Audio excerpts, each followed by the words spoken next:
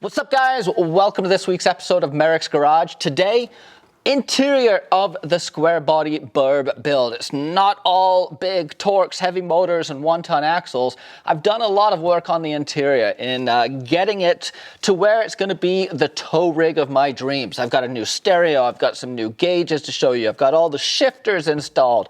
I've got a comm system. It's coming together really well. I think you guys are going to dig this one. Let's go get it.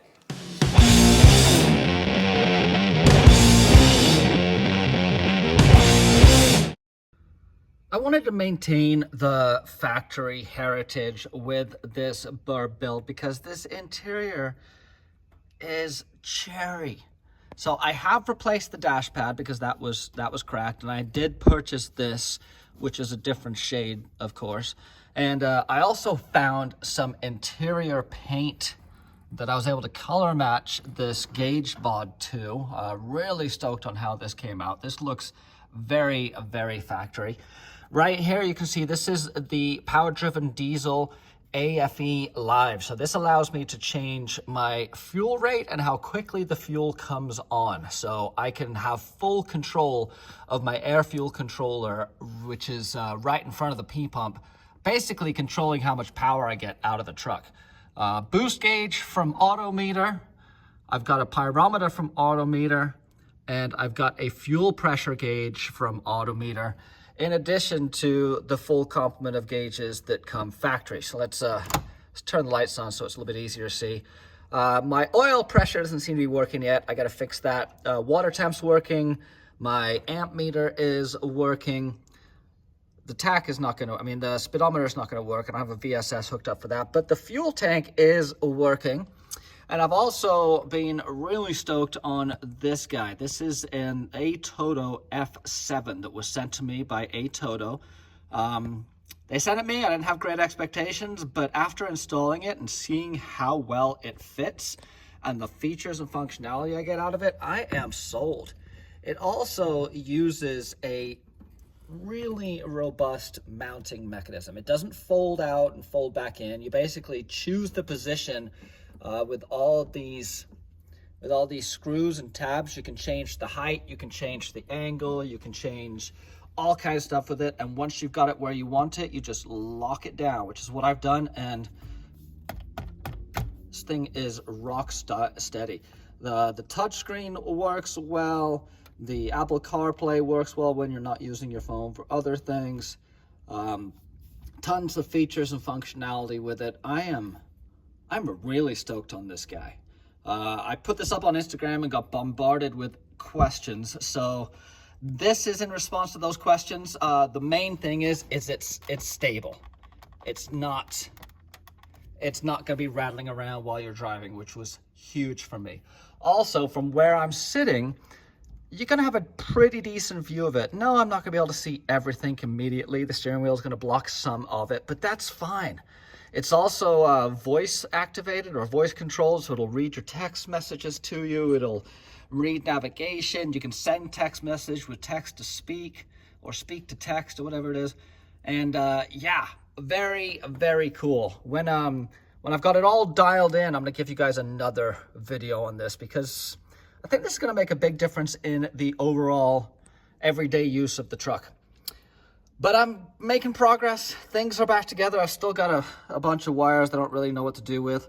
I think some of this is my cruise control, or I think what we're dealing with down there is all my transmission control lines, which I don't need anymore. I've been able to yank out so much stuff, but I'm now having to troubleshoot and find wires that aren't connected and why they're not connected and why they're not working and yada, yada, yada.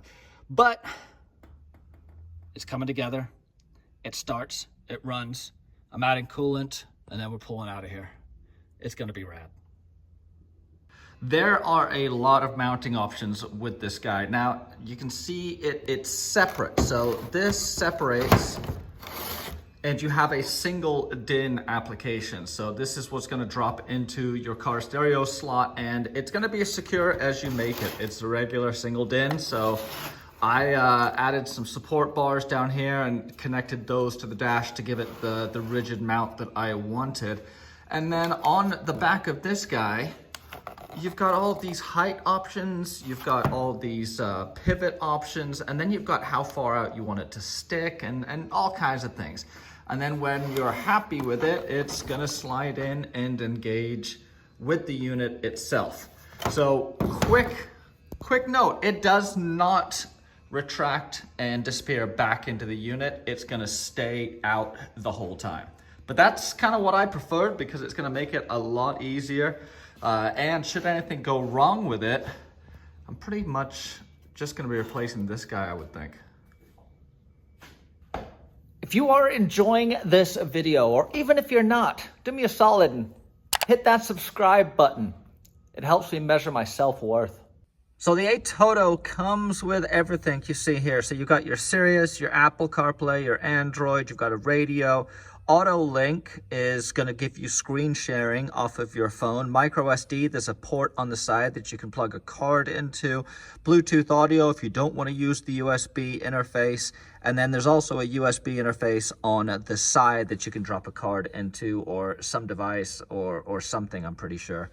And what do we have? We've got EQ, audio visual. So there's many ways to connect devices to this, which is kind of what I wanted. It's like a little mini computer in here that I can connect GoPros to, I can connect my phone to, I can connect SD cards to. I do have a rear camera. The rear camera is not connected right now. Obviously, I need to connect that up for that to work. What else do we have in here? I've got the phone, so I can make all my calls should I need to my kids, my wife. And yeah, so this is the Atoto. Let's go to the Atoto home. And from here, I can access, let's turn. I've got a digital radio. I've got, like I said, the Auto Link, the EQ, and AV. But let's go to Apple CarPlay, because this is one of the coolest things in my opinion. This basically just gives me an interface that works very similar to what my phone looks like.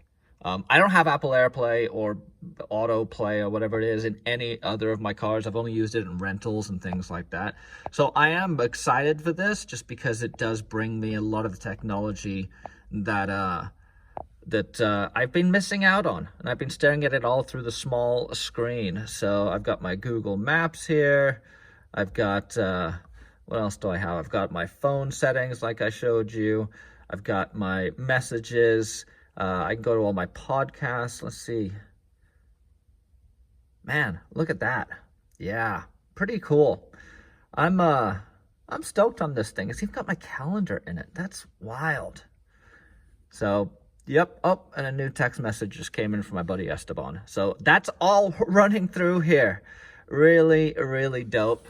If this thing holds up as good as it looks, we're gonna be stoked. I still have some work to do on the shifter farm down here to make it appear as factory as I can. The floor has just been cut up and hacked, so I'm gonna have to finish that at some point. But at this point, I'm gonna be driving it here soon. I've got my new rugged radios that I've got to finish connecting. That is the new business band. So it's a digital UHF, VHF, GMRS, and family FRS, I think. It's got a whole bunch of stuff. I haven't even programmed it yet, but I'm looking forward to using it on this trip coming up. But yeah, check that out. This looks as clean as you could hope for. And so does this over here. I am psyched on how it's all coming together. This is gonna be epic. Rolling out the shop door here in the next week, I would guess. I'm going to be linking all of this stuff down below to my Amazon store, so you can go take a look at any of the products that are mentioned here. And this is the paint that I used to get my gauge pod. And it is a perfect match. You're going to have to forgive the dirty windshield, but the gauge pod is a perfect match. And this is the stuff that I used. And they've got a ton of different OEM colors, and I was blown away at how good this stuff worked. It matches great, it dried great, no runs, no nothing. Yeah, so check this out if you're trying to do some repairs to the color inside your burb, blazer, or Squarebody. It's also been a fun week of starting to put the burb back together.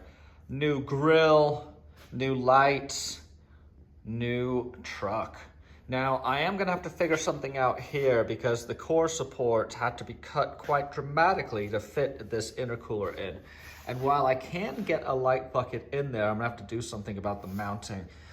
But in the meanwhile, I can still run it and intimidate all the hippies with this awesome front end. Look at that. Dude, it came out so good. Oh man. I know this was a little bit of a different video. I just received so many questions on the car stereo that I figured I should do a video on it for you guys. I have a bunch of cool stuff I haven't really spoken about too much, stuff that I've kind of been figuring out, trying to get to work, like moving the batteries into the back and the car stereo and that paint. There's so many little things that I discover and refine during my builds that I want to share with you guys. I have a video on when I did all of the LED lighting in here. It's been a really popular video.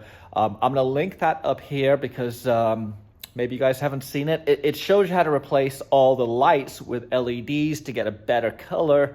And then you can keep replacing them with the same LEDs whenever you add another gauge. And so they're all going to look the same. It's a big thing. If you can have uniformity in looks, it makes things look a lot more tidy and professional. So yeah, till next week, Merricks Garage.